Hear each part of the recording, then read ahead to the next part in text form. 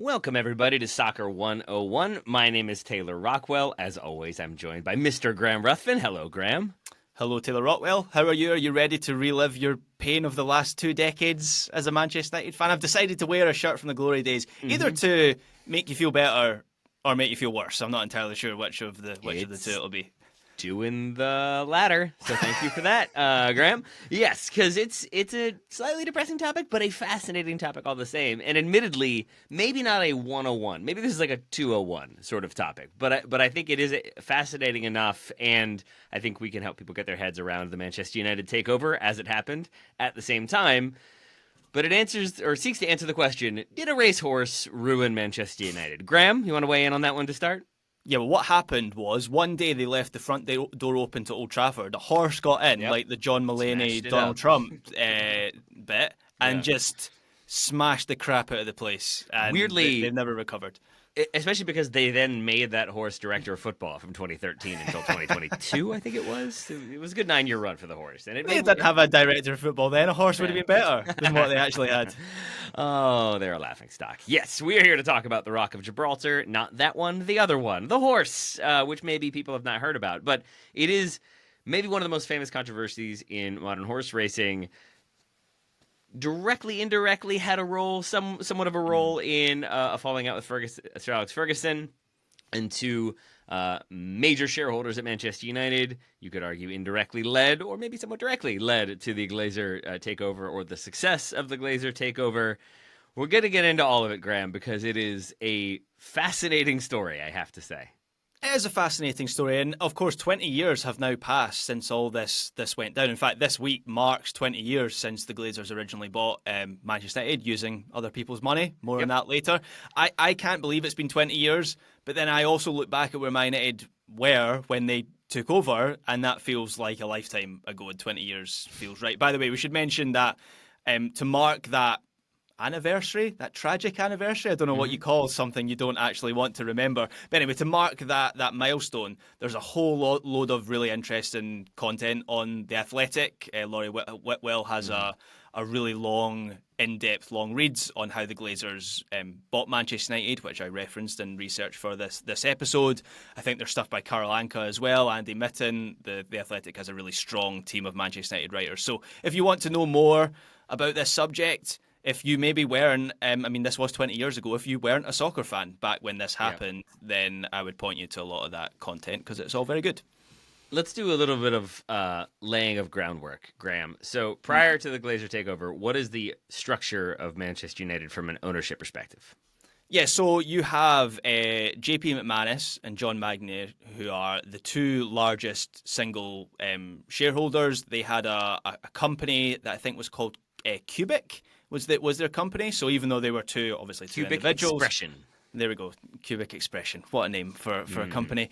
So that company, that holding company, was the largest shareholder. But you also had, interestingly enough, you had the lingering attempts of Rupert Murdoch to buy Manchester United in the late 90s. So listeners might not remember this or even know this story, but in the late 90s, this was a ploy of Sky, which is obviously a large broadcaster in the UK, and Rupert Murdoch to buy Manchester United and turn them into the darling of the Premier League. Now, of course, there are all kinds of conflicts there where Sky and the Premier League are essentially one in the UK, and so it was debatable whether that would actually happen. But Manchester United protested that ownership bid furiously, and is actually a large part of why I think, editorializing here, the Glazers were able to walk through was that Manchester United had spent so much, their fans had spent so much emotional energy fighting Rupert Murdoch, who was a more of a public figure in the UK. It was someone that people knew, and they knew that they didn't want him to own Manchester United. The Glazers, or Malcolm Glazer at the time, wasn't really known in the same way. You then factor in the damage that was done by this fallout between Magnier and McManus and Ferguson, and the circumstances were right for the Glazers to walk in as new owners at that time. And Graham, am I correct in saying that it also wasn't even fan protest or anything along those lines that blocks the Murdoch deal? It's ultimately the government basically having some level of involvement that prevents that move from happening. So you then, is that correct, first of all? Yes, that is correct. I think the two things are correct. I think there was a large fan backlash as well that probably puts pressure on the government to then act. But as I said, there were all kind of like conflicts of interest there.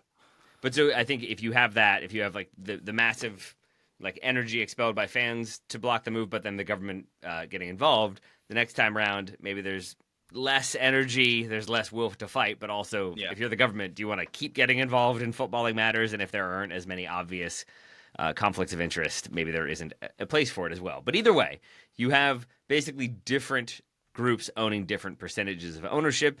They're a traded company. They are on the stock exchange. And they have Sir Alex Ferguson in charge, and we should say, as we've talked about previously, running basically everything at that club.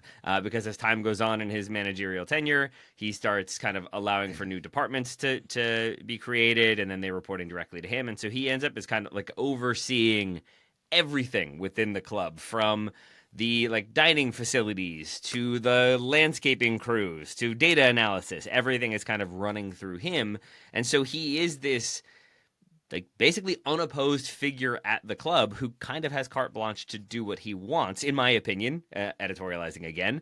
But I think that also is an important aspect of this story to remember as we go forward.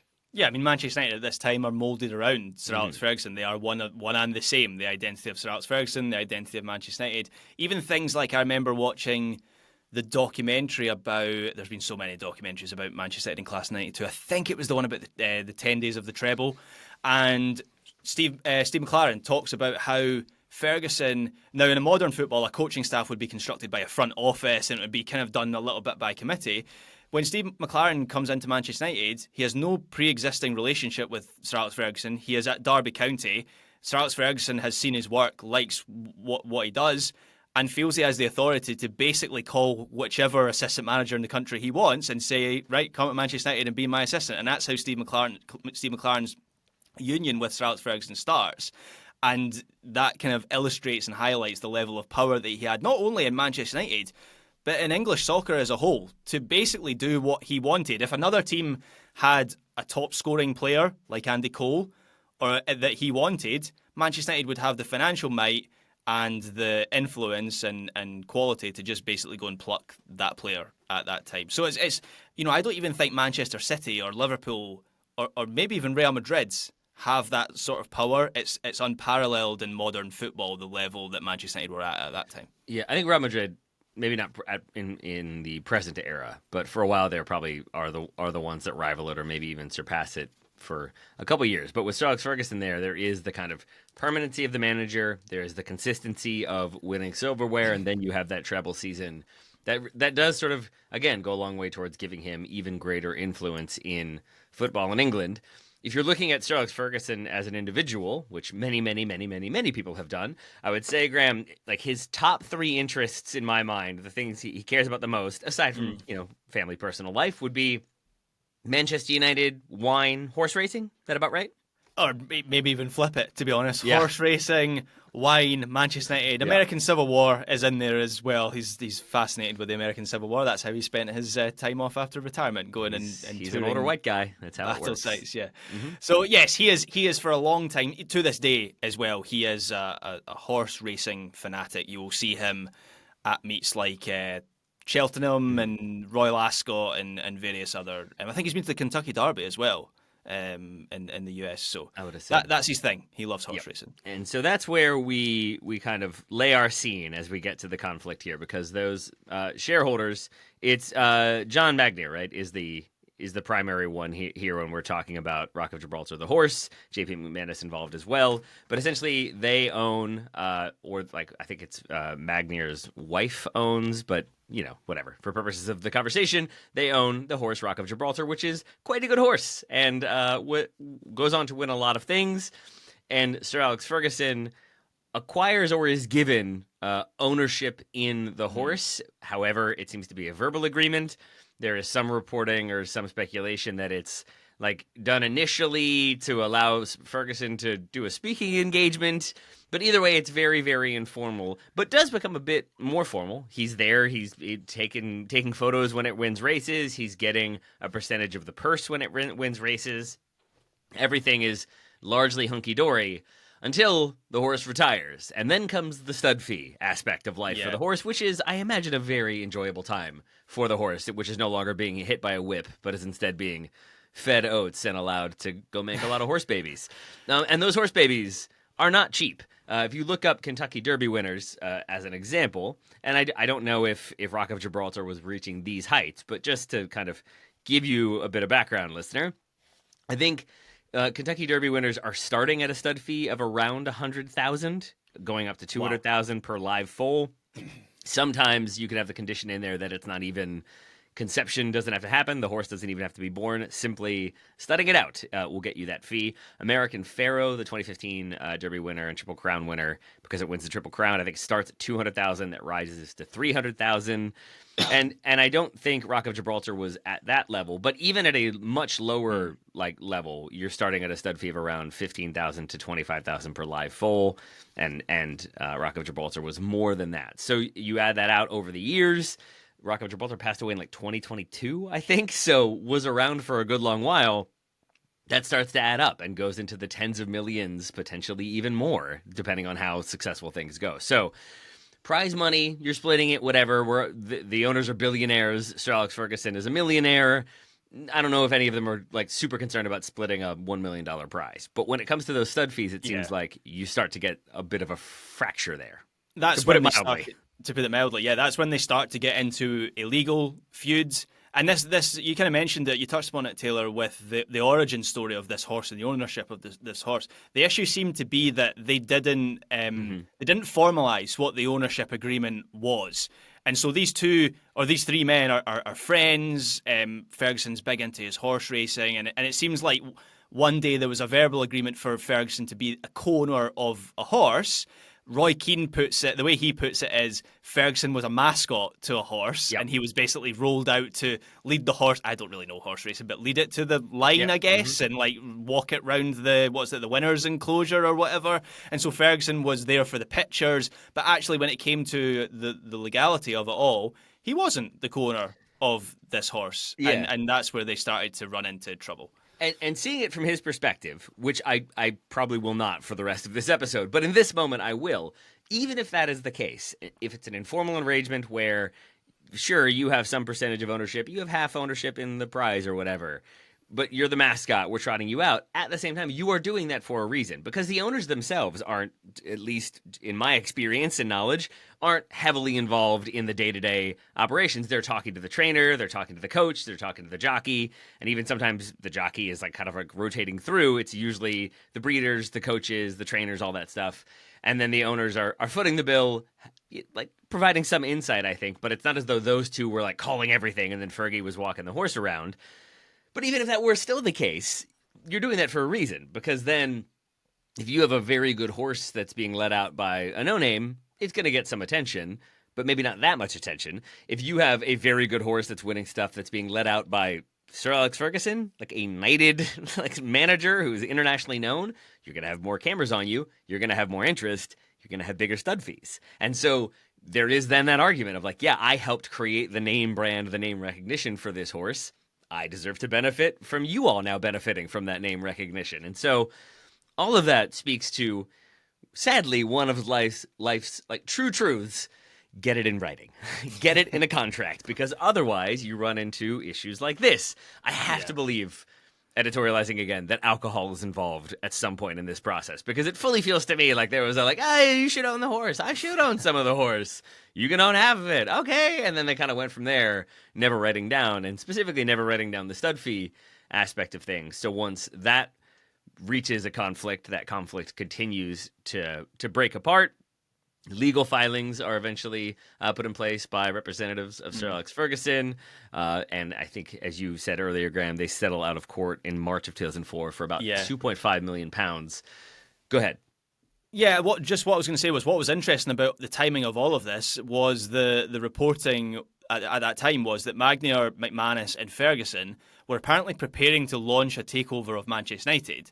So Magnier and McManus started to consolidate their shares by they bought. Remember Rupert Murdoch that I spoke about at the top of the show? Yeah. Magnier and McManus bought Rupert Murdoch's shares.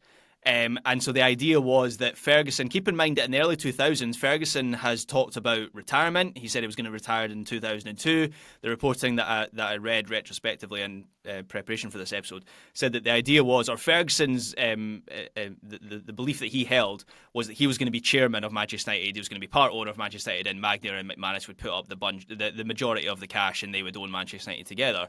The dynamic completely changes, obviously, when Ferguson falls out with them, and all of a sudden there is this political tug of war between the two, where you have Manchester United as this dominating figure at Manchester United, more than a manager, I think it's fair to say at that time at Manchester United. Then you have the largest shareholders who are in legal warfare with the manager of the club that they own or part own. And I was reading that there were shareholders meetings where paid actors, to use that term, would ask difficult questions of the club and how actors. It was. Crisis actors, yeah. Mm-hmm. That term is never one that I've used before, but in this case it seems to be accurate. They were legitimate paid actors. The implication there being, of course, they'd been paid by Magnier and McManus to be there and ask difficult questions of the management. And is this the 99 questions thing, or is that a separate thing?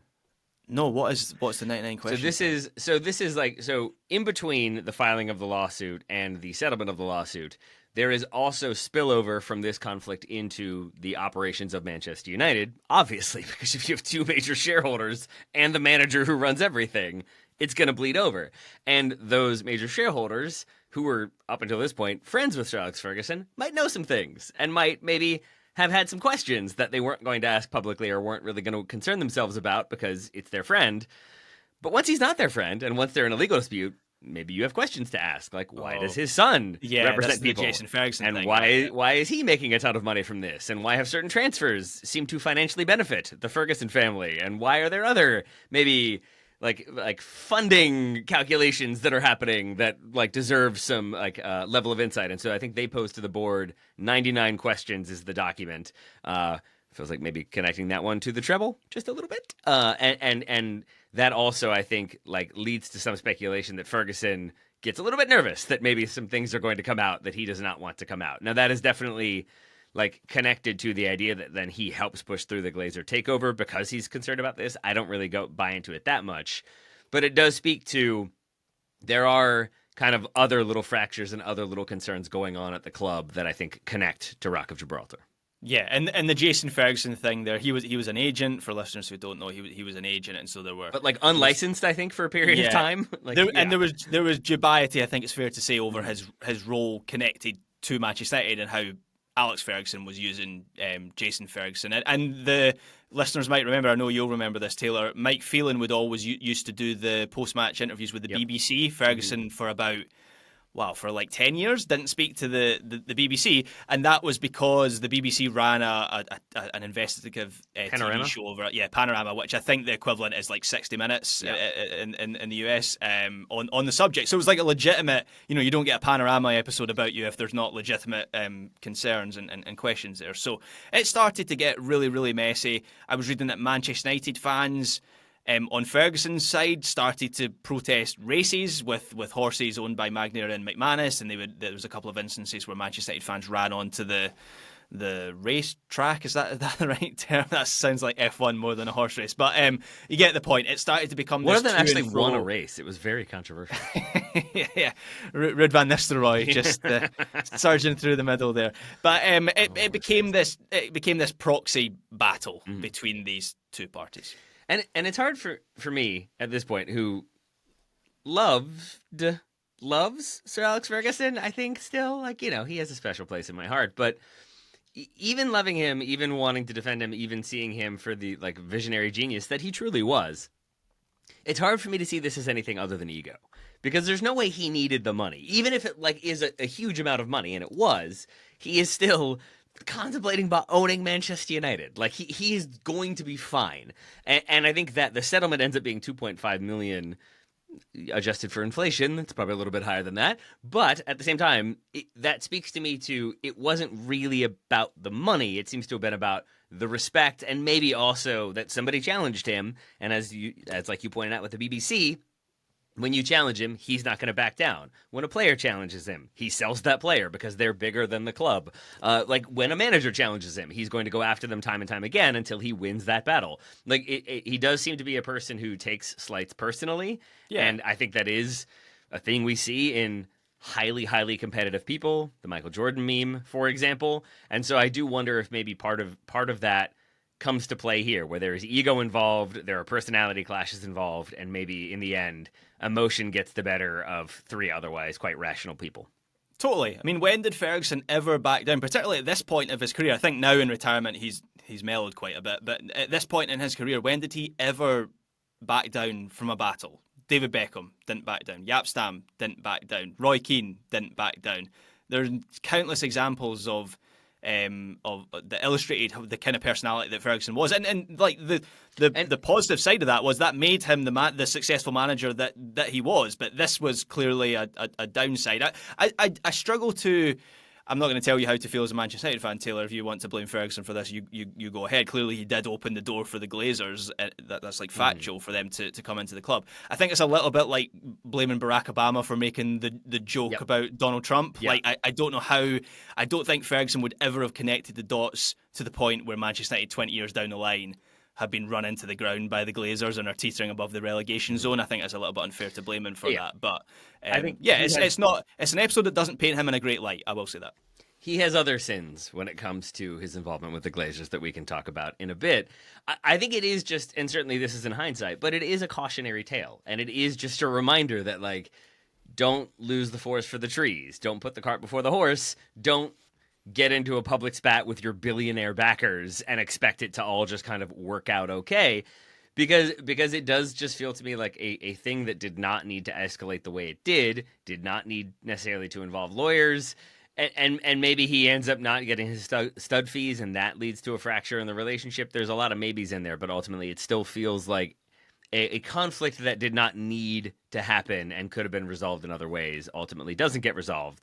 But now we come to how the Glazers come to be involved here. And to kind of further squash the idea that, like, this is the thing that opens the door for the Glazers, it's not. The door was already open because they start acquiring, Malcolm Glazer starts acquiring shares in March of 2003, so well before the, about a year before the initial court settlement. He has a 2.9% stake via his company Red Football, and that starts to increase over the next year or so. He adds, I think it's up to 9% in October of 03. By February of 2004, it's up to 16%, around 20% in June of 2004, and by October 2004, when you get that, or after that ruling happens, but in October of 2004, he is at 28%. And so still in the minority, still not the majority shareholder, but now in May 2005, he's able to reach the agreement with Cubic Expression, the aforementioned Cubic Expression,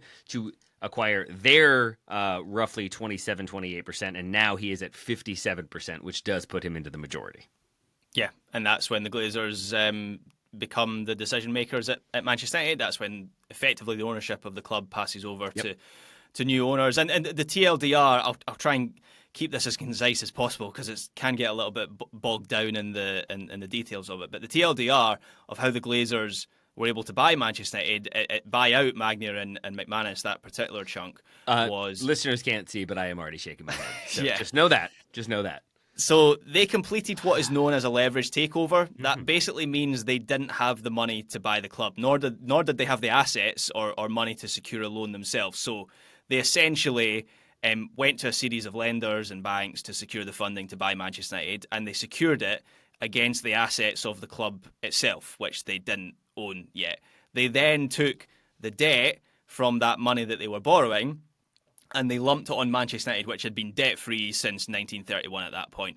Of course, because this was such a risky way to buy a football club, the interest payments were huge, and Manchester United, because the debt belonged to them, had to pay those interest fees, and in the first year alone, that amounted to £63 million that Manchester United had to pay. So all of a sudden, Manchester United are paying those interest fees. They have £580 million of debt, and that is purely for the Glazers to be their owners. That's the benefit that they get out of that. On top of this, the Glazers were entitled to around £20 million of dividends every year that more or less they have taken out every single year, even after Malcolm Glazer died. I'd say more than less, but yes.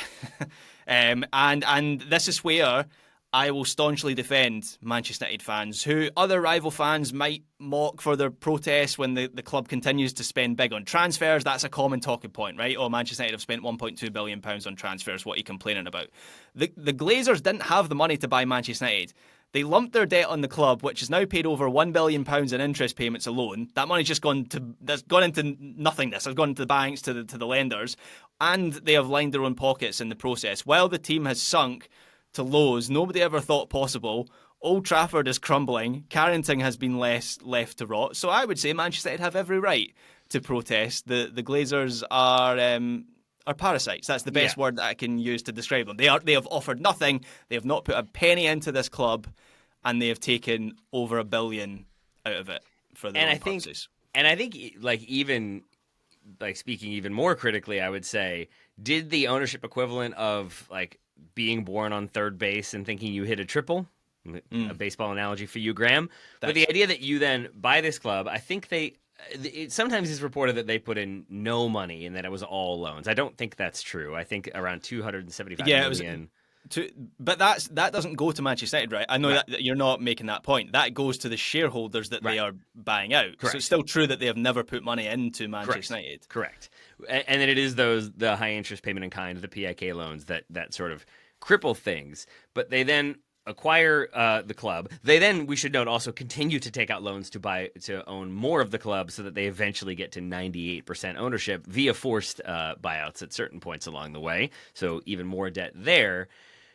But then they've inherited this club at this point, basically, or acquired this club at this point, that is effectively run by one guy. And that is not meaning to do a disservice to anybody else. It is oversimplifying to some extent, but it is Ferguson who is calling all the shots, making all these decisions. And it's why you don't have an immediate drop off, because they are still able to kind of finance the squad in a way that needs to happen, because Manchester United is an incredibly lucrative thing, and that's where you get the explosion of commercial sponsorships once Ed Woodward is involved in there, and there's even more money. But again, none of it is coming from the owner. It's coming from expanded commercial opportunities and commercial revenue, with Sir Alex Ferguson pulling all the strings, making all the decisions. And then you get 2013 when he retires after winning the league title, and the club at that point is perceived to be perhaps too old. The squad, despite winning the title that year by some distance, I think the average age is late 20, 26, 27, I think. Probably needed an overhaul, and unlike Liverpool, who maybe started that overhaul with Jurgen Klopp still in charge, knowing that there would be a turnover, you basically have the person who is making all of the decisions in training, in tactics, in player acquisition, but also, as I said before, and what players are eating and the dimensions of the pitch and everything is now not there anymore, and there's a huge vacuum, and they don't fill it. And the people that they do put in charge are never going to, in their approximation, be more than the sum that was Sir Alex Ferguson. And that is where it truly starts to come off the rails, because now you have people who, again, kind of took credit for the successes of the club, but didn't actually do anything to facilitate those successes, now have to make decisions and are woefully underprepared and unqualified to do so. Yeah, I mean, the point of the Glazers buying Manchester United was they didn't want to do anything. Yep. That was the point. This was an asset that would print money. Florida. Yeah. Exactly. This was an asset that would print money without any effort, because of the progress that had been made by people like David Gill and Martin Edwards. We should mention that in the kind of 10 years before the Glazers arrive, Manchester United not only are the dominant force on the pitch, but off the pitch have done things like they redeveloped Old Trafford to the point that it is by a million miles the largest stadium in the Premier League. They, as weird as this sounds, this is entirely true. Manchester United pioneered the megastore concept that every large stadium around football now has. I know that sounds like why didn't they exist before then? But the Manchester United megastore was the first one of those, and then every club copied them.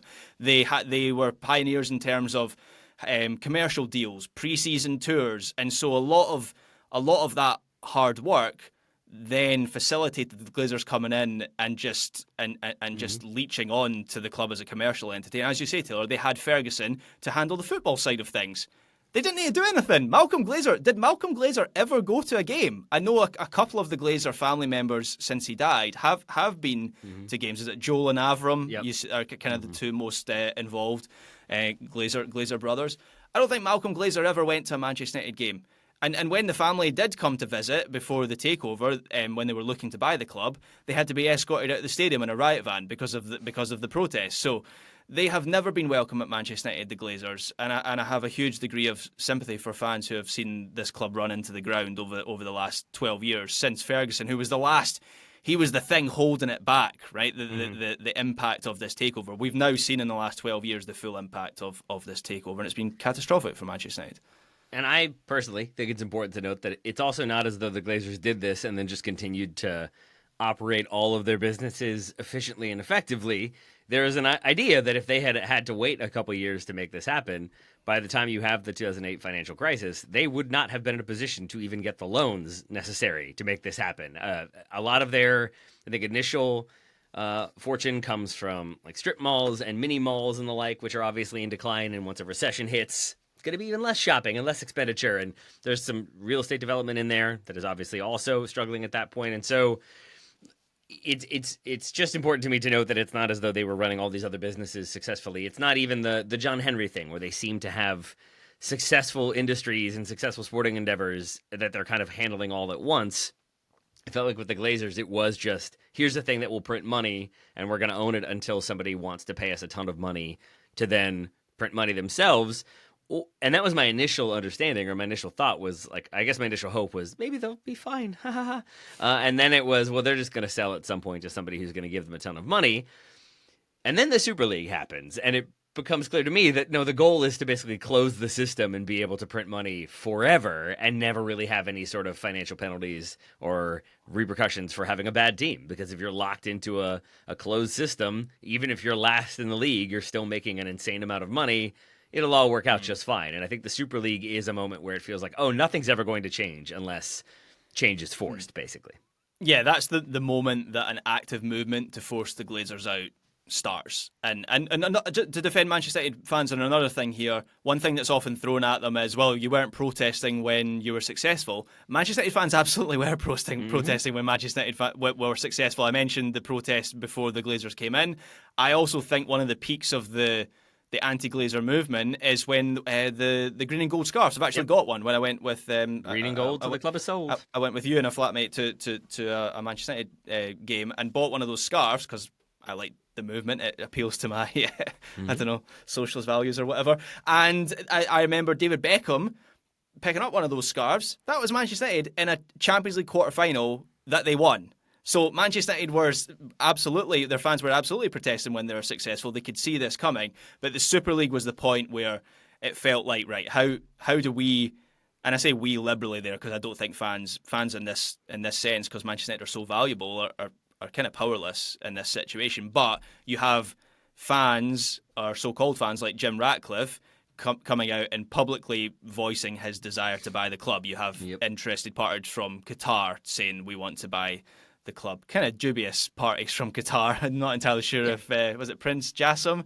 Not sure if he was a real person, but that's the point where it is thrust into focus. How does this story end for the Glazers at Manchester United? With the green and gold scarves for a second, Graham, it doesn't happen right away. But I remember having just kind of another chilling realization of how things were going to go. That like with a dictator, with an autocrat, like any bubbling resentment, any sort of instability is going to be quashed. And so I think like a lot of owners would have been like, we're going to outlaw green and gold, or we're going to make it impossible. What did Manchester United do? They start selling green and gold scarves because they can make money off of it. So why not? We'll sell our own green and gold scarves, and then you can protest and we'll financially benefit possibly. So like, again, you can see that the money-making machine is there. There is no real interest in the fan sentiment, the fan frustrations. There are I think for longest time, nothing. Then there are eventually the kind of overtures of like, all right, we'll have some fan groups have some level of voice with certain personnel. But I think that is the other thing, is it didn't feel like they were at war with an enemy that cared and was fighting back the way Roman Abramovich like was always front and center in battles like on Chelsea's behalf, and even if like supporters didn't like what he represented or where his money came from, there was still like you could never doubt that he cared and was spending Yeah. money and wanted to win.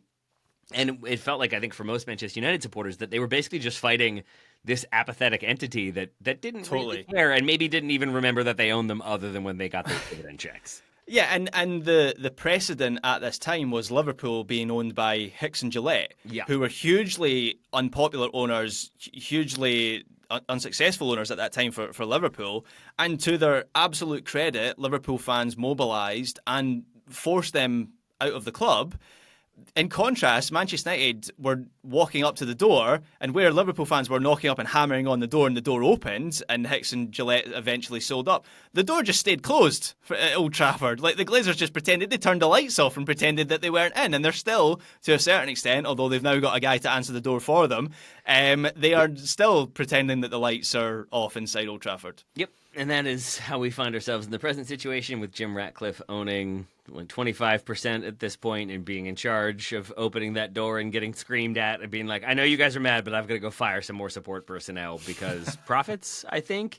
And that's it's I didn't love the Ratcliffe takeover. I wasn't sure I wanted to be owned by Qatar. I am sure I don't want to be owned by the Glazers anymore, but none of them really are that palatable of a solution.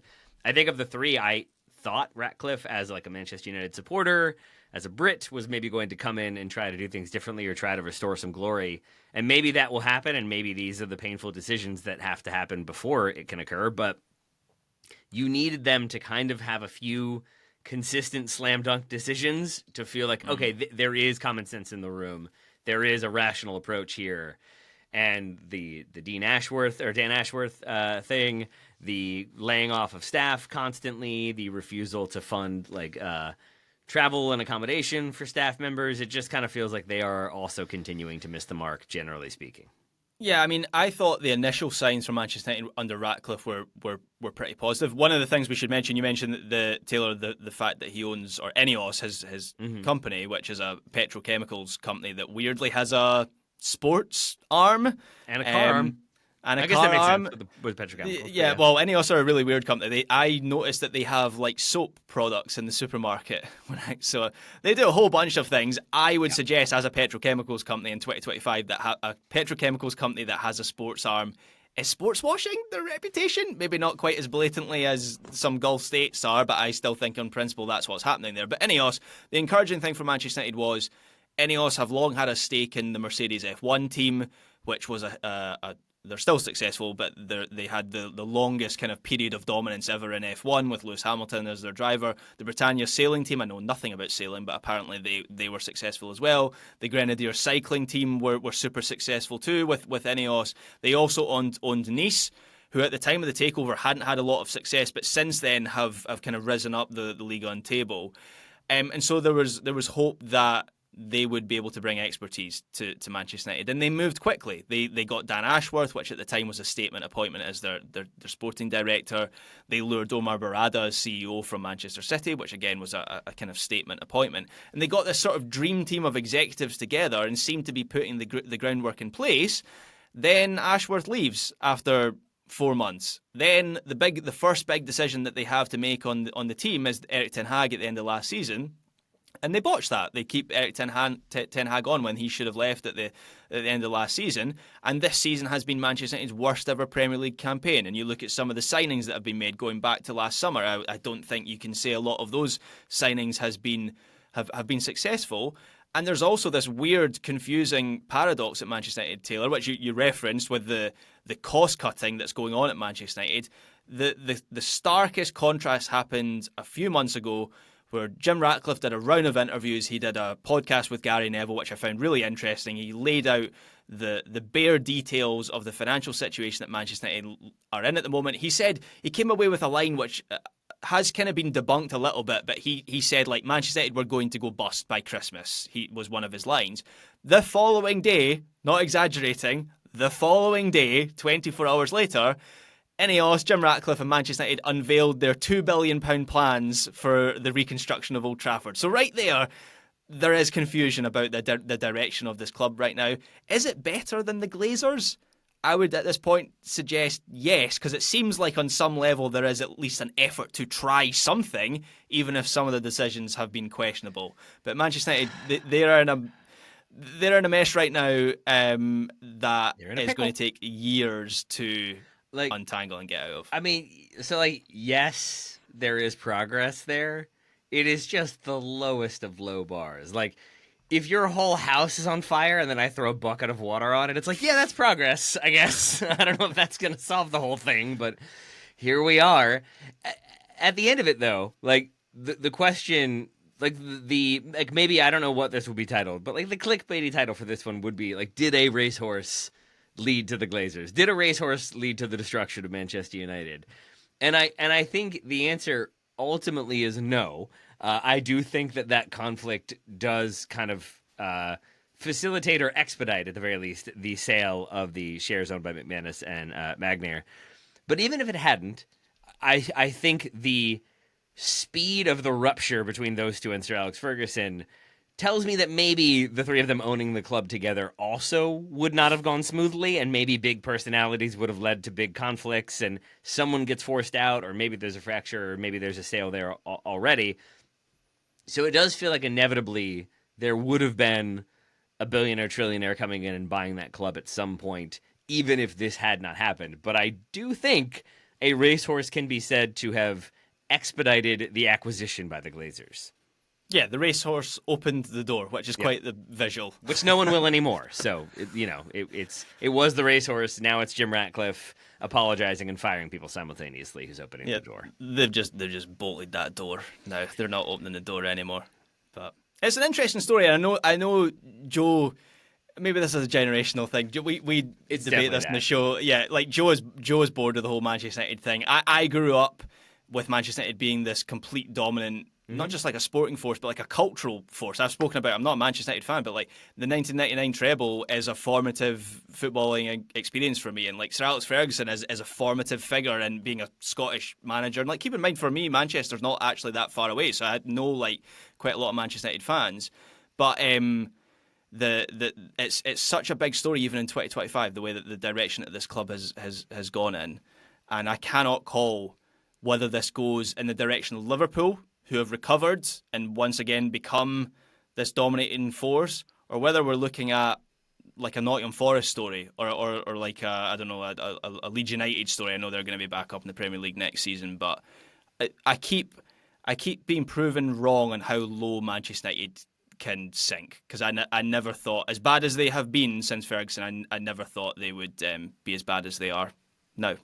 I think the explosion of money in the Premier League as well, which Manchester United benefited from for a while, as we've already outlaid, is part of why I think we don't know how things will play out. Because at this point, we've talked about it on TSS many times.